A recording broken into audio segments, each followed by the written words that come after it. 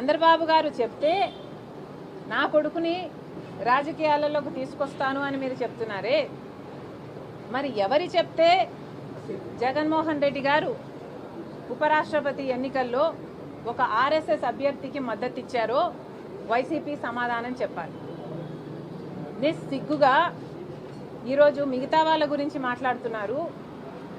నిస్సిగ్గుగా జగన్మోహన్ రెడ్డి గారు స్వయంగా ఒక ఆర్ఎస్ఎస్ అభ్యర్థికి మద్దతు ఇచ్చారు అంటే ఇది ఎంత అవమానకరం.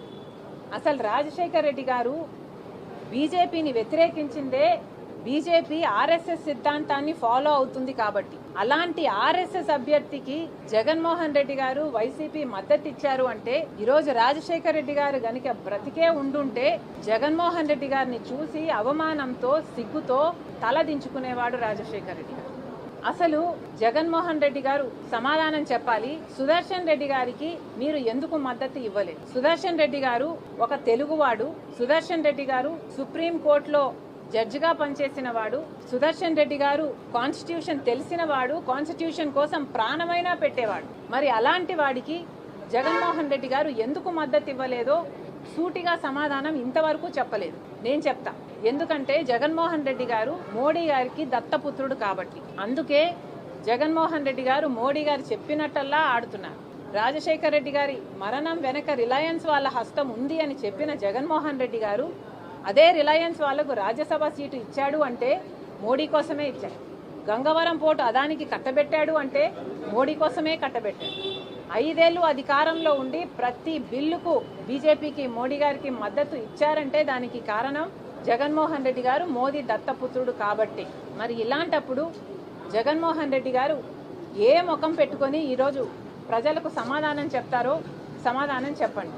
అసలు ఒకవైపు కూటమి సర్కారు బహిరంగంగానే పొత్తు పెట్టుకుంది బీజేపీ పార్టీతో, కానీ జగన్మోహన్ రెడ్డి గారు బహిరంగంగా పొత్తు పెట్టుకోలేదు, రహస్యంగా అక్రమ పొత్తు పెట్టుకున్నారు.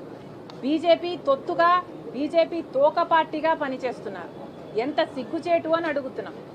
ఒక ఆర్ఎస్ఎస్ అభ్యర్థికి రాజశేఖర్ రెడ్డి గారి కొడుకు మద్దతు ఇచ్చాడు అంటే ఇది సిగ్గుమాలిన పని కాదా అని అడుగుతున్నాం. అసలు రాజశేఖర్ రెడ్డి గారి కొడుకుగా వైసీపీకి జగన్మోహన్ రెడ్డి గారికి ఐడియాలజీ అంటూ ఇంకా ఏమైనా మిగులుందా? సమాధానం చెప్పండి. లేక బీజేపీ ఐడియాలజీనే వైసీపీ ఐడియాలజీనా? ఆర్ఎస్ఎస్ ఐడియాలజీనే వైసీపీ ఐడియాలజీనా? మోడీ గారే మీకు పరమ తండ్రా?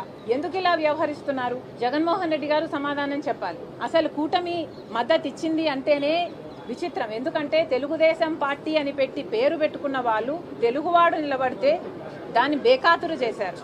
అలాంటిది వైసీపీ రాజశేఖర్ రెడ్డి గారు అంతగా వ్యతిరేకించిన బీజేపీని, ఆర్ఎస్ఎస్ని అలాంటి వాడికి మద్దతు ఇచ్చారు అంటే ఇక మీకు ఐడియాలజీ ఎక్కడ మిగిలింది? మీ పార్టీకి ఒక అజెండా, ఒక జెండా అంటూ ఎక్కడ మిగిలింది? జగన్మోహన్ రెడ్డి గారు సమాధానం చెప్పాలి. అసలు జగన్మోహన్ రెడ్డి గారు చేస్తున్నది రాజకీయ వ్యభిచారం కాదా? ప్రజలను ఎందుకు మభ్యపెడుతున్నారు? మీరు కూడా అక్రమ పొత్తు పెట్టుకొని అదే బీజేపీ కూటమిలో చేరిపోలేదా? మీరు కూటమిలోనే ఉన్నారు. ఈరోజు మీకు అర్థమవుతుందో లేదో కానీ ప్రజలకు మాత్రం అర్థమవుతుంది. ఈరోజు బీజేపీలో ఒక తెలుగుదేశం, ఒక జనసేన మాత్రమే లేదు. కూటమిలో బీజేపీతో పాటు వైసీపీ కూడా ఉంది. కూటమిలో అఫీషియల్గా వైసీపీ కూడా చేరిపోయింది. అవును, మేము బీజేపీకి తోక పార్టీయే, తొత్తు పార్టీయే అని జగన్మోహన్ రెడ్డి గారు ఒప్పుకోవాలి. లేదు, ఒప్పుకోలేను, నాకు ఆ ధైర్యం లేదు అంటే జగన్మోహన్ రెడ్డి గారు చేతి మీద బీజేపీ అని పచ్చబొట్టు వేయించుకోండి. అప్పుడు మీరు చెప్పకపోయినా మీరు చెయ్యెత్తితే చాలు మీరు బీజేపీలో చేరిపోయారు అని ప్రజలకు క్లారిటీ అయినా ఉంటుంది. అసలు అరే పక్కన బీఆర్ఎస్ పార్టీ ఉంది, కనీసం వాళ్ళు ఎవరికీ ఓటేయకుండా అబ్స్టైన్ అయినా అయ్యారు. ఆ మాత్రం ఇంగితం కూడా లేకపోయింది వైసీపీకి. రాజశేఖర్ రెడ్డి గారి కొడుకు అయ్యుండి ఆర్ఎస్ఎస్ అభ్యర్థికి మద్దతు ఇచ్చారు అంటే ఎంత సిగ్గుచేటు. చరిత్రలో రాజశేఖర్ రెడ్డి గారి ఛాతిలో కత్తితో పొడిచిన వాళ్ళగా మిగిలిపోతారు జగన్మోహన్.